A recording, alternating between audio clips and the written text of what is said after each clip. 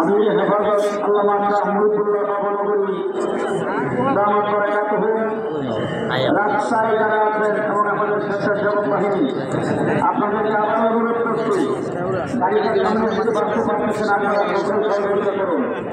আমি হেফাজতের গাড়ি এখন স্টেজের গোড়ায় আসবে। সংগ্রামের সাথী বন্ধুগণ,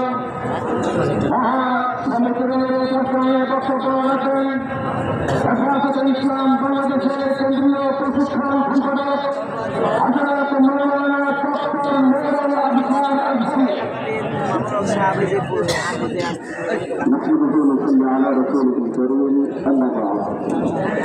সম্মানিত উপস্থিতি, ইসলামী শরিয়াত নাগরিকদের সম্মান দিয়েছে, তাদেরকে ন্যায্য অধিকার দিয়েছে। পৃথিবীর কোনো ধর্ম কোনো দিতে পারে না।